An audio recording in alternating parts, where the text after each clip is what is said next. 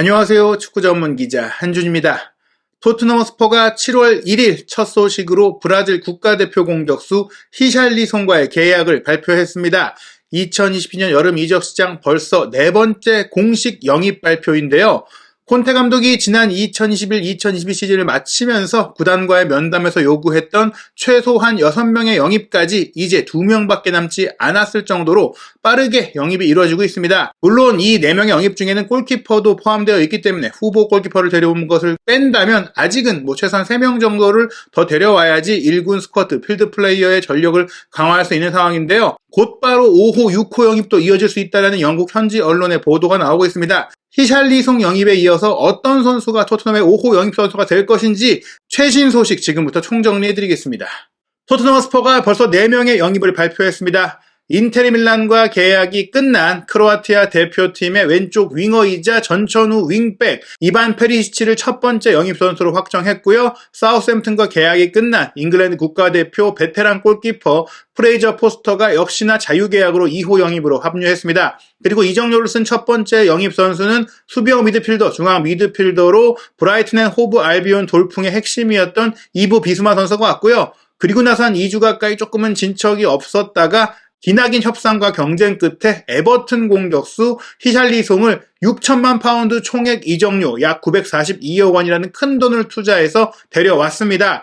이제 다음 소식 5호 영입은 누가 될지에 대한 궁금증이 일고 있는데요. 히샬리송 선수의 영입이 유력하다는 소식과 더불어서 FC 바르셀로나가 정리를 원하는 프랑스 국가대표 수비수 클레망 랑글레의 임대 이적이 매우 유력하다는 소식들이 계속해서 나오고 있었죠. 이탈리아 이적시장 전문기자 잔루카 디마르초가 가장 먼저 보도했고 그 이후 파브리치오 로마노를 포함한 스페인 축구계의 공신력 높은 정보를 전해오는 또 많은 매체들이 인정했듯이 랑글레 선수의 토트넘 임대 이적은 시간 문제로 볼 수 있겠습니다.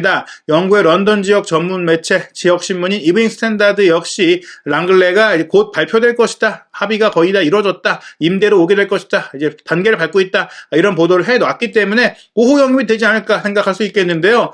그에 앞서서 제드 스펜스 선수의 소식도 동시에 나왔기 때문에 사실은 3호 영입, 4호 영입이 스펜스가 아니겠느냐라는 관측이 있었을 정도로 꽤나 협상이 진전되던 선수인데 최근 에메르송 로얄의 매각이 어려워지는 분위기도 있었고 또 콘테 감독이 로얄을 남기고 싶다라는 의지도 나오면서 도어티도 있고 로얄도 있으니 스펜스 영입은 무산되는 게 아니냐 이런 얘기들도 있었거든요. 이적료 견해 차이가 있다. 다니엘 레비 회장이 직접 스펜스 영입을 진행하다 보니까 협상이 원만하지 못하다 이런 얘기들도 있었는데요.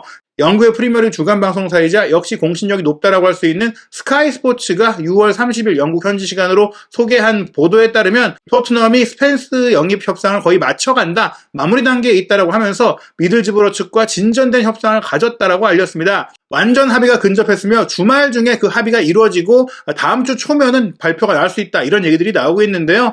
일단은 이적료는 미들즈브러가 원했던 1,500만 파운드의 옵션을 포함한 이런 정도의 규모로 협상이 마무리될 거라고 보입니다. 레비 회장은 1,000만 파운드만 주고 싶어 했고 미들즈브러는 최소한 1,500만 파운드를 보장받고 최대 2,000만에서 2,500만 파운드 정도를 원한다라고 얘기들이 나왔었거든요. 실제로 이브 비스마 선수를 2,500만 파운드에 영입했을 때 그와 비슷한 수준의 합의가 될 것이다. 스펜스도 비슷한 가격에 오게 될 것이다. 이런 보도들이 있었는데요. 레비 회장이 1,000만 파운드로 대폭 가격을 낮춰서 제시를 하면서 이게 좀 뜨뜻미지근해진 상태가 됐고 무산될 수도 있다는 얘기들이 나왔는데 결국에는 토트넘이 금액을 맞춰주는 분위기로 가고 있습니다. 영국에서 토트넘 소식을 내부 취재해서 전하고 있는 새로운 매체죠. 90미닛의 보도에 따라서도 조만간에 결론이 날 것으로 보이는데요. 토트넘의 미들즈브러와 제드 스펜스 영입 협상을 진행 중이며 프리시즌 훈련을 시작하는 월요일 이전에 완료하고자 한다라고 보도했어요. 자체 취재를 통해서 2명의 기자가 크로스체크한 내용인데요. 6월 내내 제드 스펜스 영입을 두고 협상했던 토트넘은 항상 그 협상을 할 때마다 완료의 자신감을 갖고 있었다고 하니까 깎으려고 노력은 해보겠지만 웬만하면 맞추겠다 이런 의지를 내부에는 갖고 있었던 것 같습니다. 결국엔 1,500만 파운드의 옵션 조건이라면 미들즈브러가 수락을 할 것이고 또 콘테 감독은 프리시즌 첫 소집날 즉 7월 4일 월요일 이전에 3명의 영입을 완료하기를 원한다라고 하면서 이 3명에는 히샬리송, 스펜스, 랑글레 이 이름들이 있는데 히샬리송 영입은 이제 7월 1일 금요일에 발표를 했으니까 원하는 대로 완료가 됐고요. 남은 2명의 선수 역시 아마도 주말 중에 합의를 하고 월요일 훈련 때 오지 못할 수는 있어도 월요일 훈련 때는 최소한 스쿼드에 오는 것이 확정이 되는 상황이 될 것이다라고 보고 있습니다. 그런 소식이 나온 가운데 영국 일간지 데일리 미러에서는 제드 스펜스의 합의가 거의 다 이루어졌고 1,500만 파운드에서 1,600만 파운드 초기 금액의 옵션 조건으로 양측의 구단 간 합의가 완료되는 대로 메디컬 테스트를 진행해야 하니까 토트넘 허스퍼 구단 측에서 이미 제드 스펜스의 메디컬 테스트를 진행하기 위한 세팅 중이다, 이렇게 보도를 했습니다. 히샬리송 선수 같은 경우에는 브라질에서 이제 휴가를 보내고 있기 때문에 토트넘의 의료진이 브라질까지 날아가서 메디컬 테스트를 진행할 정도로 빠르게 움직였죠. 그 이유는 에버튼이 6월 30일 회계장부가 마무리되기 전까지 지난 2021-2022 시즌에 수익으로 잡혀야 하는 부분이 있다 보니까 히샬리송 선수의 영입 이적 과정을 서두르게 됐는데, 제드 스펜스는 그런 상황까지는 아니거든요. 그렇다고 하더라도 콘테 감독이 월요일 훈련 시작 첫날까지는 모든 영입을 완료해달라, 대부분의 영입을 완료해달라, 이렇게 요청을 했기 때문에 스펜스의 협상은 주말 중에 완료가 되고 주말 중에 메디컬 테스트까지 진행될 수 있는 상황이다, 이렇게 보시면 될 것 같습니다. 지금 랑글레 선수와 스펜스가 온다는 것은 조금은 아쉬운 소식일 수 있습니다. 비수마 같은 경우에도 프리미어리그 최고의 수비형 미드필더로 인정받은 선수고, 히샬리송 같은 경우도 브라질 대표팀의 주전 공격수이자 에버튼에서 특히 와포드에서도 이미 프리미어리그 최고급의 공격수라는 것을 검증받은 선수인데, 사실 스펜스는 지난 시즌까지 잉글랜드 2부 리그에서 뛰었던 선수고, 랑글레 같은 경우에는 세비야에서 잘하긴 했지만 바르셀로나 이적한 이후에는 꾸준히 경기력이 떨어졌고, 또 지난 시즌 같은 경우에는 많이 비판을 받던 선수이기도 하거든요. 최우선 옵션이 아닌 랑글레가 오는 것이라든지 또 아직 검증이 필요한 스펜스가 오는 부분에 대해서 우려들이 있는데, 특히 랑글레가 왼발잡이 센터백으로 오는 것에 대한 우려에 대해서 스카이 스포츠의 이적시장 전문가인 마이클 브리지 기자가 유튜브 채널을 통한 인터뷰를 통해 랑글레는 로테이션 자원일 뿐이지 센터백 영입은 거기서 끝나지 않을 것이다 라고 했어요. 물론 왼발잡이 센터백을 더 데려올 수는 없는 상황이지만 왼쪽까지 커버할 수 있는 전천후 센터백이 더 올 수 있다. 랑글레는 임시 방편으로 커버하기 위해 온 선수다라고 설명을 한 것인데요. 임대 선수라는 점도 그렇고, 사실 왼발잡이 센터백이 세계적으로도 희귀하거든요. 그렇기 때문에 월드컵을 앞둔 시점에 선수들을 설득하는 것도 쉽지 않고, 또 많은 그 영입 후보들이 독일 분데스리가에서 뛰고 있는데, 이 분데스리가 팀들 같은 경우에는 일단 차근차근 영입 계획과 방출 계획을 세우기 때문에 올 여름에는 매각하지 않겠다. 특히 요시코 구바르디올 같은 경우에는 내년 여름에 매각하겠다라는 입장을 확실히 했기 때문에 내년 여름까지 기다려 보면서 이제 랑글레를 쓰는 상황, 이렇게 됐다고 보시면 될 것 같고, 원래는 구바르디올 영입이 어려워졌을 때 접근했던 선수가 바스토니 선수인데, 바스토니 선수는 개인적으로 이제 이탈리아를 떠나고 싶지 않다라는 의사를 전했기 때문에, 그렇다면 애매한 선수를 완전 영입으로 데려와서 오랫동안 쓰는 것보다 랑글레를 1년 임대로 쓰면서 내년 여름에 더 좋은 선수를 데려오자, 대신 랑글레가 안 좋을 수 있으니 추가적인 영입을 해서 다이어 자리도 커버하면서 왼쪽 센터백 자리도 커버할 수 있는 선수를 보고 있는데,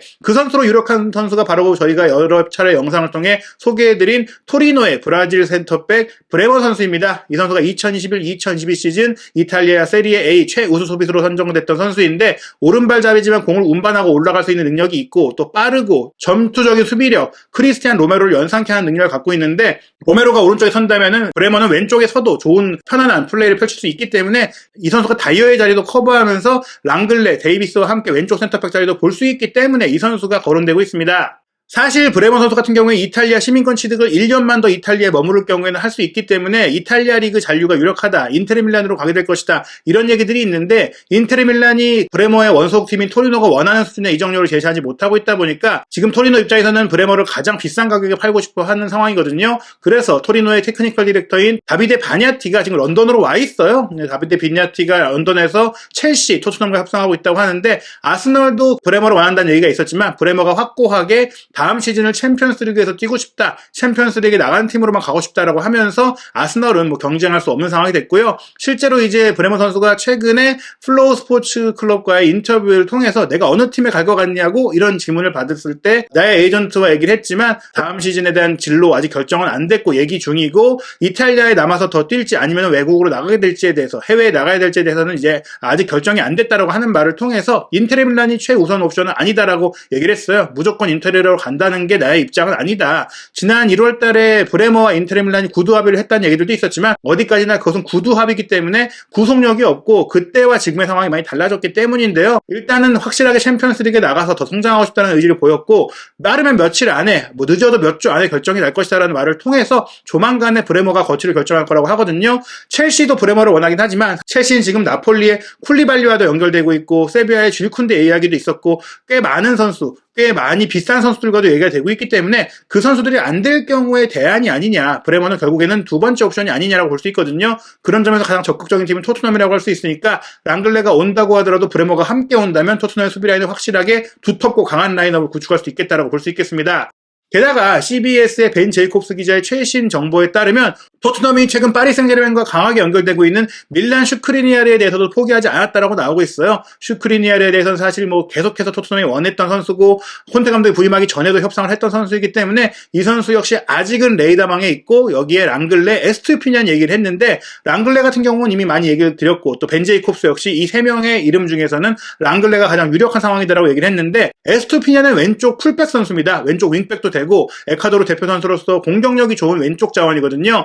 사실 이 선수가 온다는 것은 이반 페리시치를 이미 영입한 상태에서 라이언 세세뇽과 세리오 레길론도 있는데 왼쪽 윙백만 4명을 보유하는 것은 좀 말이 안 되잖아요. 아마도 레길론은 남고 싶어 하지만 매각하려는 의지가 강하고, 라리가 팀이 비아레알과 협상한다는 것은 레길론과 에스투피냔을 바꾸는 협상까지도 혹은 진행될 수가 있다고 볼 수 있겠고, 세세뇽까지도 내보낼 가능성이 생겼다. 제드 스펜스가 온다면 세세뇽을 내보내도 홈그로운 문제를 해결할 수 있지 않겠느냐, 이런 얘기들이 나오고 있다 보니까 콘테 감독이 원하는 더 입맛에 맞는 왼쪽 윙백을 쓰겠다라는 의지로 보입니다. 또한 아이뉴스의 마크 더글라스 기자가 독점 보도한 바에 따르면 에버튼이 이제 윙크스를 영입하지 않겠다라는 방침을 가졌다고 해요. 그런 과정 속에서 히샬리송을 온전히 현금으로 토트넘에 영입하게 됐는데, 윙크스 선수보다는 지금 프랭크 램파드 감독이 코너 갤러거, 첼시에서 지난 시즌 크리스탈 팰리스로 임대돼서 좋은 활약을 펼쳤던 선수를 데려오고 싶어 한다, 이런 얘기들이 나오고 있어서 윙크스가 우선순위에서 밀리게 됐고, 그렇다고 하더라도 윙크스가 갈 팀이 없는 건 아닙니다. 리즈 유나이티드가 켈빈 필립스를 맨체스터 시티로 이적시키면서 생긴 중원 공백을 윙크스로 메우고 싶어 한다는 얘기들이 있고, 또 윙크스를 원하는 팀들이 꽤 많기 때문에 토트넘이 윙크스를 처분하는 것에 대해서는 크게 문제가 없을 것 같고요. 에버튼 같은 경우에는 히샬리송을 매각하면서 장부상의 문제, 재정적인 문제를 어느 정도 해결했기 때문에 도미닉 칼버트 루인 같은 경우에는 잔류시킬 것이다, 이런 보도까지 나오고 있는 상황입니다. 토트넘의 여름 이적 시장 최신 정보를 통해서 다시 한번 정리해봤습니다. 히샬리송 선수가 4호 영입으로 합류를 하면서 공격 라인은 손케 쿨트리오의 히샬리송과 모우라가 이제 전천후 로테이션 자원으로 뛰게 될 것으로 보입니다. 좌우 윙백 포지션에는 페리시치가 영입이 된 가운데 에스투피냔까지 이적설이 떴기 때문에 세세뇽과 레길론의 거취에 물음표가 달렸고요. 오른쪽 윙백 자리에 스펜스도 유력한 상황이 되다 보니까 도어티와 로열 중에 한 명이 나가지 않겠느냐, 이런 상황을 예상해볼 수가 있겠습니다. 로얄을 남긴다면 도어티를 좀 더 좋은 조건으로 이적시킬 수 있는 상황이 되지 않겠느냐. 도어티보다 로얄이 어리기 때문에 도어티를 내보낼 수 있다는 가능성 나올 수가 있겠고요. 중앙 미드필드 라인 비수마를 영입했는데 호이비에르, 벤탄쿠르, 스킵 이 4명의 존재에도 불구하고 공격 창의성이 있는 선수가 없잖아요. 공격 창의성을 갖춘 선수가 아마도 7호 영입으로 추진되지 않을까 생각이 됩니다. 수비 라인의 랑글레 역시 유력이 뜬 상태이고, 브레머, 슈크리니아르도 추가적인 센터백 영입 자원으로 거론이 되고 있는 상황입니다. 과연 5호 영입은 누가 될지, 6호, 7호, 8호까지 언제 이어질 수 있을지, 토트넘이 한국으로 오는 날이 7월 10일로 결정이 됐는데 그 전까지 모든 이적을 마무리하겠다라는 토트넘의 목표가 이루어질 수 있을지 한준TV에서 최신 소식 바로바로 전해드리도록 하겠습니다.